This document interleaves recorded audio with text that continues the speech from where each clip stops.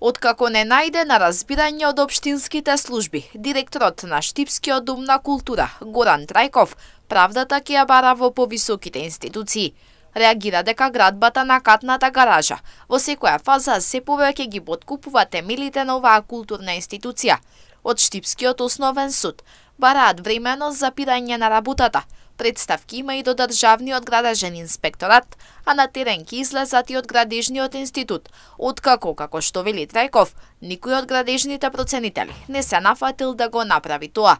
До сега на терен биле само труд и социјала. Се обративме до Градежниот институт во Скопје, кај што побаравме помош и го кажавме проблемот кој е што со градежните проценители да додат на лице место и штетата да ја утврдат. Тие се нафатија и ќе додат во следните денови од понеделник ќе утврдат ова штета. Испративме до Државниот градежен инспекторат представка во која што ги наведовме сите овие аномалии кои што се случуваат и како се изведуваат на лице место. Очекуваме да излезат и да реагираат. Излегува Министерството за труд и социјала, каде што утврдија невработени луѓе кои што работат неосигурани, се работат на оваа катна гаража и со тоа ќе го подкрепиме со документи во следните периоди.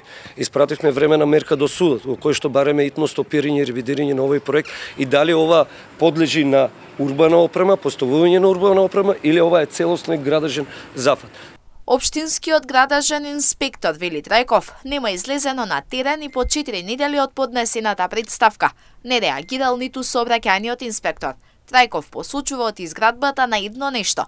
Не смее да ја запре работата на друго и за негова представува чист вандализам. Оно што сакам да апелираме, да излезе општинскиот градежен инспектор на лице место, да ја утврди штетата која што е настаната, уништувањето на заземјувањето самиот објект на Центарот за култура кој што е подлежи на целосна проектна документација и нанесување на штета ако дојде до не дај Боже ударење на гром, затоа што овој објект е еден од повисоките објекти во овој дел на градот, може да дојде до запалување на самиот дом на културата.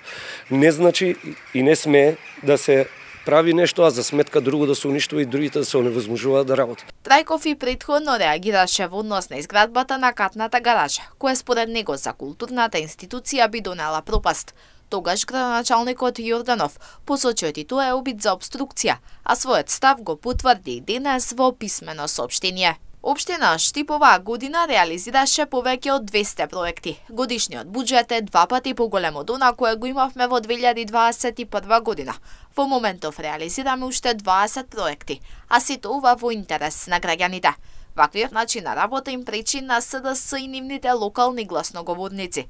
Затоа бараат начини и методи за обструкција и замајување на јавноста. Тие нека продолжат со негирање и обструкции, а ние ќе продолжиме со интензивна работа за и невозможното да го направиме возможно, вели Јорданов во писмено соопштение. Трајков смета дека ваквото работење отвора можност за секого да работи без дозвола и посочи во следните денови ќе излезат со комплетна документација.